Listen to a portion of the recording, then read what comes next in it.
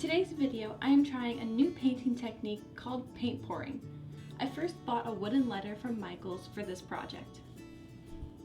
To start off, I used painter's tape to cover some of the edges of the letter so the paint would not get on the backside. This took a little longer than I thought it would with all of the curved edges. Also, here's my dog interrupting me. She was jealous I was in the basement without her.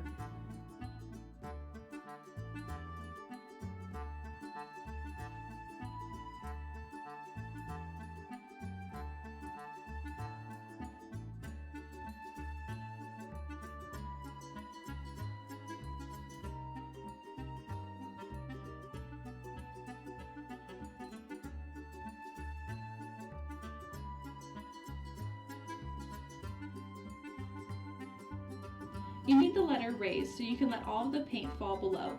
I placed a few layers of paper on the ground to catch the paint as well, and used cups to hold them above the paper. Now it is time to get these paints mixed. These are the paints I used. And yes, my camera was completely out of focus. The four colors were a light pink, gray, white, and gold. I also used Liquitex paint pouring medium. I have a bunch of coffee stirrers to mix the paints, and I'm using some small cups for the paints and to hold up the wooden letter. The mixing process is a lot of trial and error. You have to keep working to get that perfect liquid consistency. This took me quite a while to figure all of this out.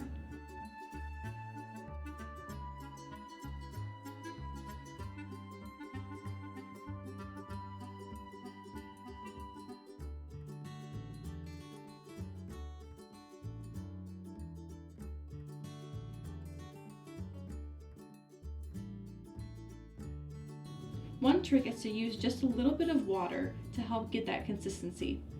It helps so you don't have to use as much of the pouring medium, but don't use too much water. It's not a substitute for the pouring medium.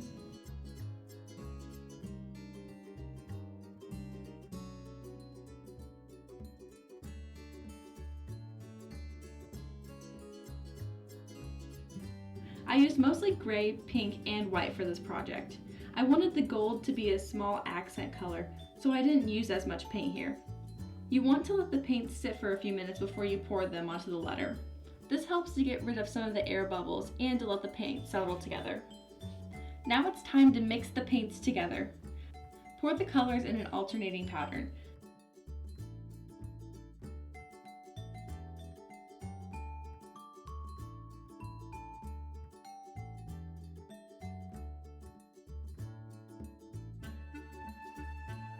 I used 4 paint cups. I also didn't use the same pattern in each cup because I wanted them to vary once they were poured on the letter.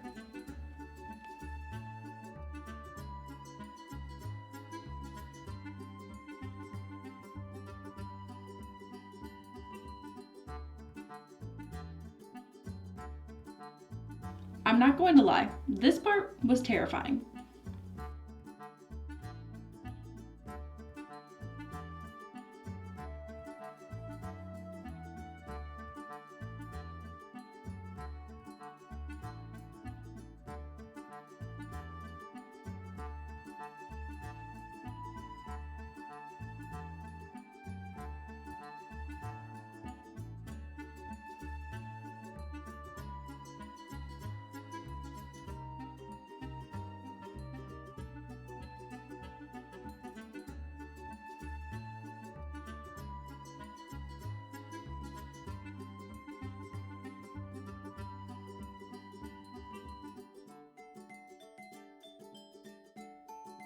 I clearly did not have enough paint to cover the letter, so I poured a few extra cups to get more paint on the letter.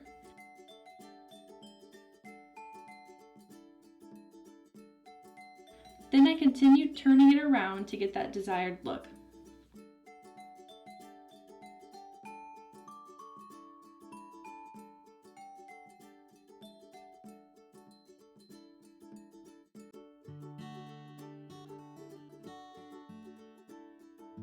Just keep pouring more and more paint on top of the letter to get that desired look. You can always add extra paint.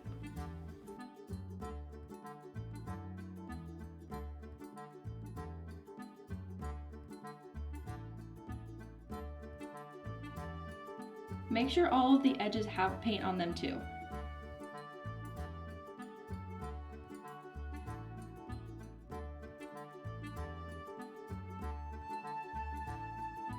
This is me realizing that I actually liked something that I made for once. I like this so much. You need to wait about 24 hours to let the painting dry.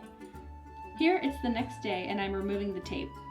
Some of the paint left on the paper below was still not dry, so be careful. I knew this would be a messy project, but not like this. So maybe keep some paper towels handy just in case you need them. Next time I will probably cover the entire back of the letter in the painter's tape. And here's the finished product. My favorite part are the cells that the paint creates. I know a lot of people use a blowtorch to get out some of the air bubbles and maybe help create some cells.